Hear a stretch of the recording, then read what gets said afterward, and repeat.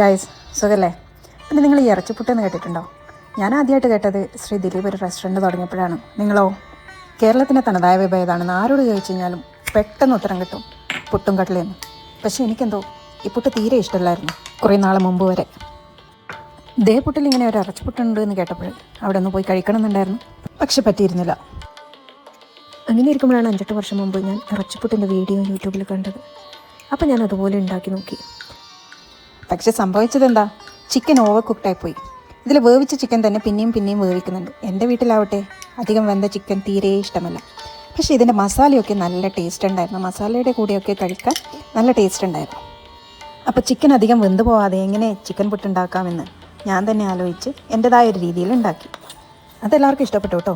അതിനുശേഷം ഞാൻ ഇങ്ങനെ ചിക്കൻ പുട്ടുണ്ടാക്കാറുള്ളൂ. ആ റെസിപ്പിയാണ് ഞാൻ ഫോളോ ചെയ്യുന്നത്. ചിലപ്പോൾ നിങ്ങളും ഇതുപോലെയൊക്കെ ഉണ്ടാക്കുന്നുണ്ടായിരിക്കാം വീട്ടിൽ. ഉണ്ടെങ്കിൽ താഴെ നിന്ന് കമൻറ്റ് ചെയ്യണേ.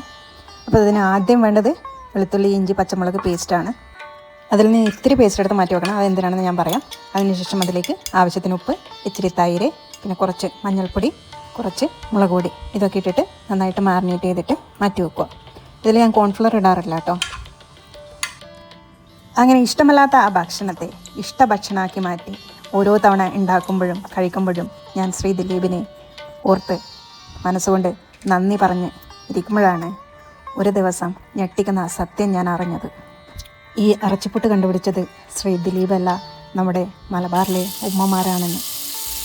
അവർ എത്രയോ വർഷങ്ങളായിട്ട് വീട്ടിലുണ്ടാക്കുന്ന തലമുറയായിട്ട് കൈമാറി വന്ന ഒരു രുചിക്കൂട്ടാണ് ഇതെന്ന് ഞാൻ വളരെ വൈകിയാണ് മനസ്സിലാക്കിയത്. എന്നോട് ഉമ്മമാർ ക്ഷമിക്കട്ടെ. ഇതേ മാറിനേറ്റ് ചെയ്ത ചിക്കൻ ഞാനൊന്ന് ഫ്രൈ ചെയ്തിട്ട് എടുക്കുന്നുണ്ട്. ഇത് നിങ്ങൾ നേരത്തെ കണ്ടില്ലേ, നല്ല സ്ക്വയറായിട്ടാണ്, ചെറുതായിട്ടാണ് ഞാൻ മുറിച്ചത്. അതുകൊണ്ട് തന്നെ പെട്ടെന്ന് നമുക്ക് ഫ്രൈ ചെയ്തിട്ട് എടുക്കാൻ പറ്റും. ഇനി നേരത്തെ കാര്യത്തിലേക്ക് തിരിച്ചു വരികയാണെങ്കിൽ, ഇത് കണ്ടുപിടിച്ചത് നമ്മുടെ ഉമ്മമാരാണെങ്കിലും മലബാറിൻ്റെ ആ പഴമയും നന്മയും ഒക്കെ കൂടുതൽ ആൾക്കാരിലേക്ക് എത്തിക്കാനും ഇതിനെ ഒരു ജനകീയ ബ്രാൻഡാക്കി പോപ്പുലറാക്കിയതിനും ദിലീപിനുള്ള പങ്ക് വളരെയധികമാണെന്ന് കൂടി നമുക്ക് പറയാമല്ലേ. ഇതാ ഇനി ഒരു പാൻ എടുത്തിട്ട് അതിൽ കുറച്ച് എണ്ണ ഒഴിച്ച്, ഞാൻ നേരത്തെ ചിക്കൻ വറുത്ത എണ്ണ തന്നെയാണ് ഉപയോഗിച്ചത്.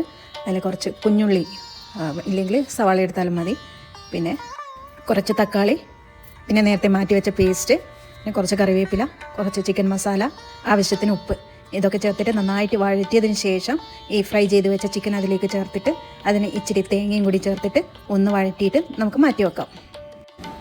ഇനി നമുക്ക് പുട്ടുപൊടി നല്ല ചൂട് വെള്ളത്തിൽ തന്നെ കുഴക്കാം. ഇത്രയും മനോഹരമായിട്ടുള്ള ആ ഒരു റെസിപ്പി നമുക്ക് എല്ലാവർക്കും എത്തിച്ചതിന് ഉമ്മമാർക്കും ശ്രീ ദിലീപിനും ഹൃദയം നിറഞ്ഞ നന്ദി. ഇതിൽ ദിലീപിനോട് ഇഷ്ടമുള്ളവരുണ്ടാവാം, ദിലീപിനോടുള്ള ഇഷ്ടക്കേടുള്ളവരൊക്കെ ഉണ്ടാവാം. അതൊക്കെ ഓരോരുത്തരുടെയും ചോയ്സ്. നമുക്ക് ഓരോരുത്തരെ വേണമെങ്കിൽ ഇഷ്ടപ്പെടാം, ഇഷ്ടപ്പെടാതിരിക്കാം. പക്ഷേ നമ്മുടെ ഇഷ്ടവും ഇഷ്ടക്കേടും മറ്റൊരാളിലേക്ക് അടിച്ചേൽപ്പിക്കാൻ ശ്രമിക്കാത്തിടത്തോളം കാലം നമ്മളൊരു ജനാധിപത്യ രീതിയിലാണ് ജീവിക്കുന്നതെന്ന് പറയാം, അല്ലേ?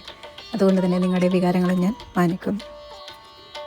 എന്തായാലും ഭക്ഷണവും സിനിമയും അത് ആരുണ്ടാക്കിയതാണെന്ന് നോക്കാറില്ല. അത് നല്ലതാണെങ്കിൽ ഞാൻ പോയി കാണാറുണ്ട്, ഞാൻ കഴിക്കാറുണ്ട്.